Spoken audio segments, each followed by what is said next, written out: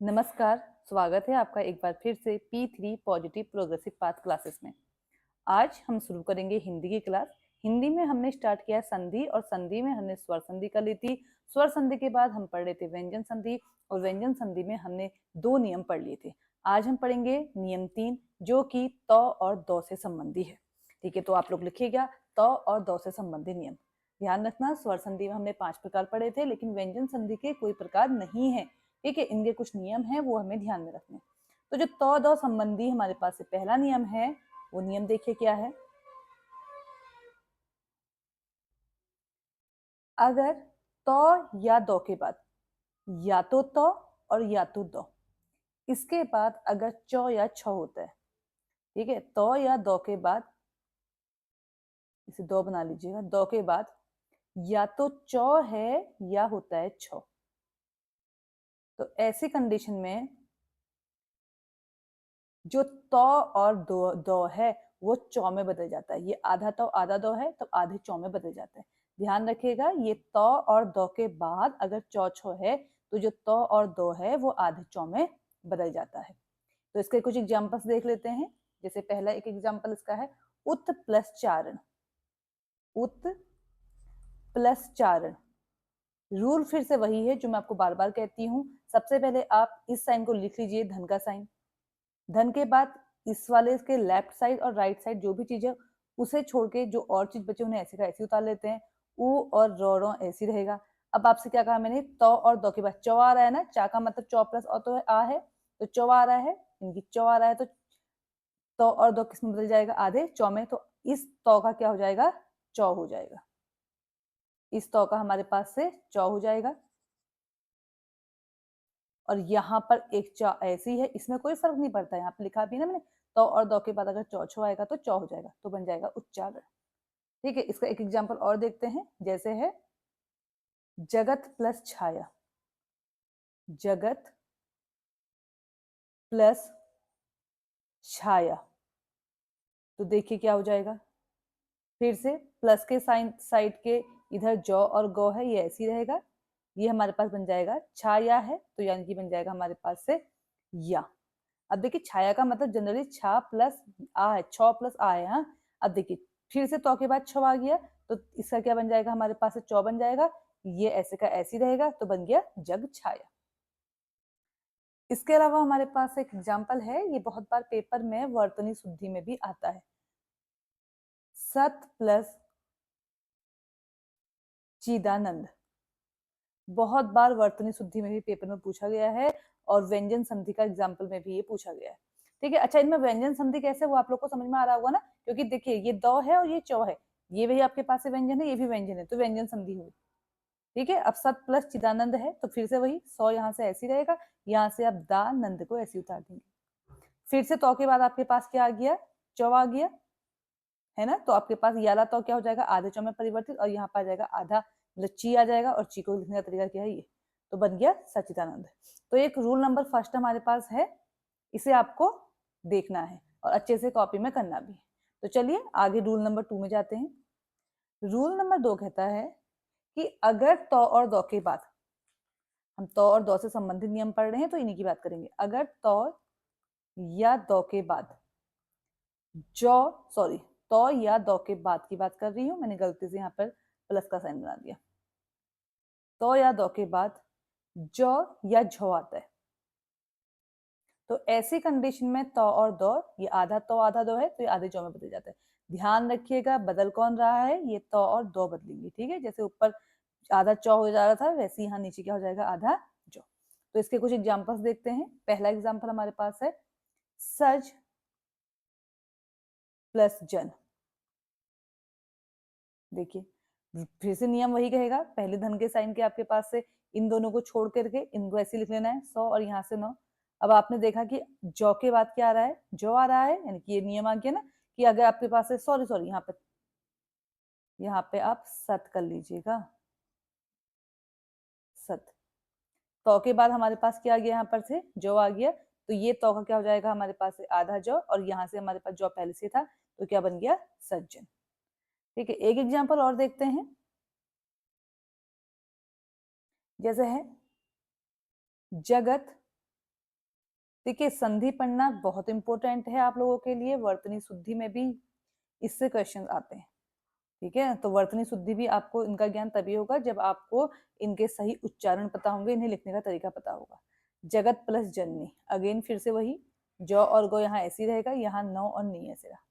अब देखिए फिर से आपके पास आधा तो, और आधा तो के बाद हमारे पास क्या आ गया, जो आ गया, तो हमारे पास क्या बन जाएगा, आधे तो का जो बन जाएगा, और ये पूरा था तो आपके पास बन गया सग जननी। तो ये कुछ एग्जाम्पल थे। एक मोस्ट इंपोर्टेंट एग्जाम्पल आता है उज्ज्वल, बहुत इंपॉर्टेंट एग्जाम्पल है, बहुत बार पूछा गया है कि उज्ज्वल में कौन सी संधि है, और इसका वर्तनी शुद्धि भी पेपर में आया है, बहुत मिस्टेक हो जाती है उज्ज्वल को लिखने में। देखिए उत प्लस ज्वल, उत प्लस ज्वल। अब फिर से वही करना है आपको, ये हमारे पास से धन का साइन था, ये ऐसे रहेगा, यहाँ से उ ऐसे आ गया। अब ध्यान से सुनना, यहाँ पे आधा जो ये वो वाला ऐसी रहा, वो और लो। अब देखिए आधा तो किस में बदल जाएगा, हमारे पास से जौ में बदल जाएगा। क्यों बदलेगा, क्योंकि तो के बाद क्या आया है, जो आया है, तो ये जौ हो गया, और यहाँ पर भी खुद में क्या है, आधा जो है, तो क्या हो गया, उज्ज्वल। तो जब उज्ज्वल लिखते हैं तो दोनों के दोनों जो क्या होते हैं, आधे आते हैं। ठीक है, ये शब्द बहुत इंपॉर्टेंट है। जो उज्ज्वल है ये तत्सम तद्भव में भी पूछा जाता है। वैसे मैं आपको बता रही हूँ, जो उज्ज्वल है ये संस्कृत भाषा का शब्द है, संस्कृत भाषा का शब्द है, इसका मतलब ये तत्सम शब्द है उज्ज्वल। चाहे तो आप साथ में नोट भी कर लीजिएगा, कभी कभी ऐसा होता है हम कोई चीज पढ़ रहे होते हैं, इससे रिलेटेड कोई और चीज भी पढ़ लेते हैं, तो हम ज्ञान भी ज्यादा बढ़ जाता है और चीजों का पता भी रहता है। ये तत्सम शब्द है। अब आपको पता है अगर कोई भी तत्सम शब्द है तो उसका तद्भव भी होता है, तो उसका जो तद्भव है उज्ज्वल का वो है उजला। उजला ये इसका तद्भव शब्द है, नोट कर लीजिएगा, तद्भव शब्द है। ठीक है, अब उद प्लस ज्वल, आप सोचेंगे कि ये ज्वल ऐसे भी तो हो सकता था, तब तो हमारे पास से ऐसे बन जाएगा। अगर ये उत प्लस ज्वल होता तब तो पूरा जो आता। तो ध्यान रखिएगा जब भी संधि है, यानी कि जब हम संधि करते हैं तो संधि से पहले हमारे पास इनके संधि विच्छेद होते हैं। ये जो दो शब्द होते हैं ये एक मीनिंगफुल होते हैं, यानी कि इनका कुछ ना कुछ मीनिंग होना चाहिए, ये अपने आप में पूर्ण होने चाहिए। ठीक है, कुछ ना कुछ इनका मीनिंग होना चाहिए, और जो आगे वाले हैं उनका भी कुछ मीनिंग, या ये हमारे पास क्या होंगे, प्रत्यय होंगे। उपसर्ग और प्रत्यय हमने पढ़ा है, सॉरी, तो ये हमारे पास क्या होंगे, उपसर्ग होंगे। यानी कि ये किसी ना किसी तरीके से हमारे पास मीनिंगफुल होने चाहिए, या तो ये आपके पास आगे वाला भी हमारे पास मीनिंगफुल रहेगा, या ये हमारे पास से उपसर्ग होगा, और जो पीछे वाला है हमारे पास से क्या होगा, एक ऐसा मीनिंगफुल शब्द, या हमारे पास से क्या होगा, प्रत्यय होगा। ऐसा नहीं कि कोई भी चीज की हम संधि के लिए कुछ भी लिख देते, उत प्लस ज्वल, तो इस ज्वल का कोई मतलब नहीं होता है। ये बात को ध्यान में रखना, कोई भी आप देख लीजिए, हमने जितने भी वर्ड लिए हैं उनके पीछे से कुछ ना कुछ जो मीनिंग होती है वो जरूर होती है। ऐसा नहीं है कोई मीनिंगलेस वर्ड या अर्थहीन शब्द की संधि हो सकती है। ठीक है, तो ध्यान रखिएगा कि उज्जवल कैसे लिखा जाता है। ये यहाँ पर मैंने कुछ आपके लिए होमवर्क के लिए क्वेश्चन लिखे हुए हैं, इन्हें आप कीजिएगा। अब आगे बढ़ते हैं रूल नंबर 3 की ओर। तो देखिए रूल नंबर 3, नियम 3 के अकॉर्डिंग क्या है, देखिएगा फिर से वही है, हम पर तो और दो संबंधी नियम रहे हैं, तो आपको यही देखने हैं। नियम 3 के अकॉर्डिंग अगर तो और दो के बाद, तो या दो के बाद टो या ठो आता है, टो या ठो, पहले हमने किसके लिए पढ़ा था, तो और दो के बाद हमने पहले प्रथम वर्ग के लिए पढ़ा था चौ छो, फिर हमने देखा था आता है जौ झो, अब हम पढ़ रहे हैं टो ठो। तो ऐसी कंडीशन में हमारे पास टो और ठो टो में बदल जाता है। ठीक है, आधे टो में बदल जाता है। बदलेगा कौन, ध्यान रखिएगा, बदलेगा ये तो और दो, ये आधे टो में बदल जाता है। तो इसके एक दो एग्जांपल्स कर लेते हैं। जैसे हमारे पास है उत प्लस ठंड, फिर से वही करना है आपको, बार बार ध्यान रखना है, धन के साइन के पहले इन दोनों को छोड़ देना है, जो ऐसे इनमें कोई भी विकार नहीं होगा, कोई भी परिवर्तन नहीं होगा, ये ऐसे ही रहेंगे। अब देखिए तो के बाद आपको क्या दिख गया, ठौ दिख गया, तो ऐसे कंडीशन में तो किस में बदल जाएगा, आधे टो में, तो ये हो गया उठ ठंड। तो इसका जो वन बन गया उत्थंड। वैसा ही एक शब्द और लेके दे रही हूँ मैं आपको, जैसे हमारे पास है सत प्लस टीका, सत प्लस टीका। देखिए यहाँ पर सत प्लस टीका है, तो आपके पास पता है धन के साइड ये 100 ऐसी रहेगा, टीका ऐसी रहेगा। अब बात आती इन दोनों की, जनरली 100 ऐसी रहेगा और का ऐसी रहेगा। अब बात आती इन दोनों की, तो के बाद आपने फिर से टॉ देख लिया, तो इसका आधा टॉ हो जाएगा, इसमें कोई परिवर्तन नहीं होता है, मैं आपको बार बार बोल रही हूँ, इसका मतलब है टॉ और दो टॉ में बदलेगा, ये ऐसे का ऐसे रहेगा, तो ये ऐसे का ऐसे रहेगा, तो बन गया सट्टी का। अब बढ़ते हैं रूल नंबर 4 की ओर। रूल नंबर 4 है कि अगर तो या दो के बाद डो आता है और इसमें एक एग्जाम्पल आता है, वही बहुत इंपॉर्टेंट है, बहुत ज्यादा वर्ड इसके हमें मिल नहीं पाते। तो या दो के बाद अगर डो आता है तो ऐसे में ये आधे डो में परिवर्तित हो जाता है। परिवर्तित कौन होता है? तो और डो। डो नहीं परिवर्तित होता, तो और डो परिवर्तित हो जाता है। ठीक, इसका एक एग्जाम्पल है, बहुत इंपॉर्टेंट एग्जाम्पल है, आप इसे नोट कर लीजिएगा, इंपॉर्टेंट नोट कर लीजिएगा। एग्जाम्पल हमारे पास है उत प्लस डयन। उत प्लस डयन। तो आपने क्या कहा कि हमारे पास क्या होगा, पहले प्लस का साइन ये है, तो हमने बार बार आपसे कहा है जब आप संधि करते हैं धन के साइड लेफ्ट और राइट को छोड़ दीजिए और को ऐसे उतार दीजिए। अब आपने देखा तो के बाद डो आ गया, तो जब तो के बाद डो आता है तो ये आधा तो आधे डो में परिवर्तित हो जाता है, और यहाँ पर पूरा डो है, इसमें कुछ भी चेंज नहीं होता है, तो बन जाएगा उडे। ठीक है, इसके बाद आते हैं रूल नंबर 5 की ओर। रूल नंबर 5 कहता है कि अगर तो और दो के बाद लौ है, तो या दो के बाद लौ है, तो ऐसी कंडीशन में तो और दो आधे लौ में बदल जाते हैं। बदलेंगे कौन, फिर से ध्यान रखिएगा, हमेशा बदलेगा तो और दो आधे लौ में बदल जाते हैं। एग्जाम्पल देखते हैं इसके भी। इसका एग्जाम्पल है तत् प्लस लीन। तत् धन लीन, तो क्या हो जाएगा, फिर से आपको वही करना है, धन के साइड के इन दोनों को छोड़ देना, लेफ्ट राइट के, यहाँ से तो हो जाएगा, यहाँ से नौ हो जाएगा। अब आपने देखा आधा तो के बाद लॉ हो गया, तो ऐसी कंडीशन में आधा तो लॉ में बदल जाता है, और ये ऐसे ही रहा, तो हो गया तल्लीन। एक एग्जाम्पल और देख लेते हैं, उत प्लस लेख। फिर से देखिए, धन का साइन के लेफ्ट और राइट वाले ऐसे ही रहेंगे, यहाँ से ऊ आ गया, यहाँ से ख आ गया। आपने फिर से देखा तो के बाद आपके पास से लॉ है, तो आधा लॉ में बदल जाएगा, और जो ले है वो ऐसे रहेगा, बन गया उल्लेख। अब आते हैं अगले नियम में, नियम नंबर 6। नियम नंबर 6 है, अगर तो या दो के बाद, थोड़ा सा नियम अलग है, थोड़ा सा इंपॉर्टेंट भी, ध्यान से देखिएगा। तो या दो के बाद, ये तो सब इजी नियम थे, ये थोड़ा सा ध्यान से देखिएगा। अगर 100 आता है, ठीक है, तो ऐसी कंडीशन में क्या होता है, ध्यान से सुनना पहले। ये जो तो है आधा तो, ये बदल जाता है आधे चौ में, या ये तो और दो जो है आधे चौ में बदल जाते हैं, और जो 100 है वो बदल जाता है छौ में।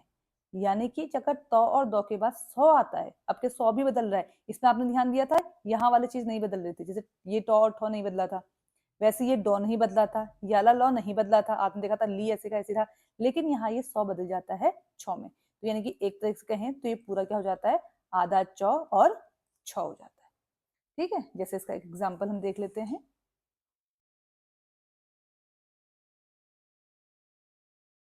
उत प्लस शिष्ट। उत प्लस शिष्ट, तो देखिए क्या बन जाएगा, धन का साइन ऐसे ही रहेगा, तो इसके लेफ्ट और राइट वालों को छोड़ के यहाँ से ऊ आ गया, और यहाँ से आधा सौ और टो आ गया। अब आपने देखा इस तो के बाद आपके पास क्या आ रहा है, 100 आ रहा है, 100 में एक ही मात्रा है, तो आपके पास से आधे चौ में बदल जाएगा, और जो 100 है वो आपके पास छौ में बदल जाएगा, और छौ में एक ही मात्रा, तो क्या बन जाएगा हमारे पास से उच्छिष्ट। जो भी ई की मात्रा छोटी ई की तो छोटी लगेगी, बड़ी ई की है तो बड़ी ई की लगेगी, तो बन गया हमारे पास से उच्छिष्ट। ठीक है, तो ये कुछ इंपोर्टेंट हमारे पास से एग्जाम्पल थे। अच्छा, एक एग्जाम्पल इसका और देख लेते हैं, तो लिखिएगा, एक एग्जाम्पल इसका और है, अगर हमारे पास से ये है सत प्लस शास्त्र। सत प्लस शास्त्र, तो क्या हो जाएगा, देखिए फिर से वही धन के साइन के ये आप ऐसे रहना, ये हो गया 100, और यहाँ से हमारे पास से आधा तो पहले यहाँ से ये आ गया। अब देखिए तो के बाद हमारे पास फिर से 100 आ गया, ऐसी कंडीशन में तो के बाद तो किस में बदल जाता है, आधे चौ में, और 100 बदल जाता है छौ में, इसमें आकार अंडा है, तो ये भी हमारे पास क्या हो जाएगा, आकार अंडा यहाँ पर आ जाएगा। तो ये कुछ एग्जाम्पल थे हमारे पास से नियम नंबर 6 के। अब इसका एक नियम और है तो और दो से संबंधित, वो देखते हैं।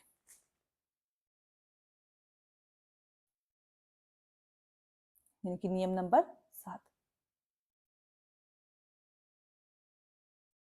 नियम 7 देखिए, अगर तो और दो के बाद, तो और दो के बाद हो आता है, तो इसका हमारे पास बन जाता है, देखिए अब क्या होता है, अगर तो और दो के बाद हो आता है, तो जो तो है ये बन जाता है हमारे पास से तो या दो, ये आधे दो में बदल जाता है, और जो हो है वो बदल जाता है धो में। तो हम देखेंगे तो हम इनको एक साथ कैसे लिखते हैं, ऐसे इस तरीके से लिखा जाता है।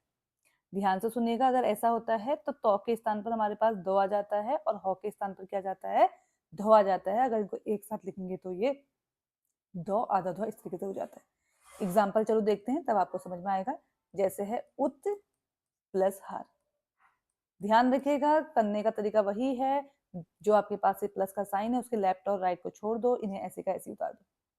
अब यहाँ तौ के बाद हौ आ गया, तो तौ के बाद हौ आता है, तो तौ आपके पास से आधे दो में और हौ आपके पास से धौ में बदल जाता है, जिसे हम इस तरीके से लिखते हैं। तो ये बन जाएगा हमारे पास से, इसमें आकार अंडा था तो आकार अंडा लग गया, उद्धार। वैसे एक और देखते हैं, ये बहुत इंपॉर्टेंट एग्जाम्पल है। पद प्लस हति, पद प्लस हति।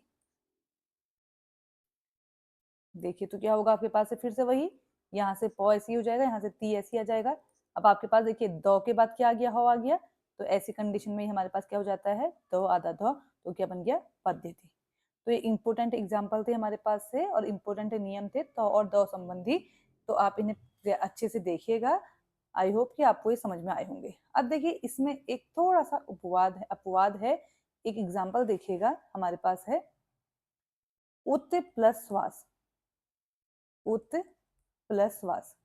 हम इसे वैसे अपवाद तो नहीं बोलेंगे, लेकिन फिर भी लिखने का एक तरीका है, ठीक है। उत प्लस श्वास, कौन सा वाला नियम आएगा, थोड़ा सोचिए। हमने अभी से पहले पढ़ा था, अगर तौ के बाद सौ आता है तो जो तौ होता है वो आधे सौ में परिवर्तित हो जाता है और जो सौ होता है वो छौ में परिवर्तित हो जाता है। तो क्या बन जाएगा, उ जो तौ है वो चौ में परिवर्तित हो गया और जो ये है आपके पास है छौ में। अब देखिए आधा सौ है तो इसे इस तरीके से लिखा जाएगा, उच्छ्वास। इंपोर्टेंट एग्जाम्पल है, ध्यान रखिएगा। जनरली हमारे पास पूरा जो छौ बनता है वो कैसे बनता है, इस तरीके से बनता है, लेकिन यहाँ पर हमारे पास जो छौ बनेगा वो आधा बनेगा, तो इस तरीके से बनेगा। ये इसको ध्यान रखिएगा, कभी गलती से पूरा छौ नहीं बनाना, इसलिए ध्यान से देखना पेपर में। अगर इस टाइप के एग्जाम्पल्स आते हैं, किस तरीके से लिखा गया है, या कभी वर्तनी शुद्धि आती है, तो यहाँ यही ध्यान रखना होता है, ठीक है। तो चलिए, आई होप आपको मेरे ये नियम समझ में आए होंगे, संधि आपको समझ में आ रही होगी। मिलते हैं अगली क्लास में, तब तक के लिए मेरे साथ बने रहिए। आपको मेरी वीडियोज अच्छी लगी हैं तो प्लीज़ लाइक भी करिए, शेयर भी कीजिए, कमेंट भी कीजिए और चैनल को सब्सक्राइब कीजिए।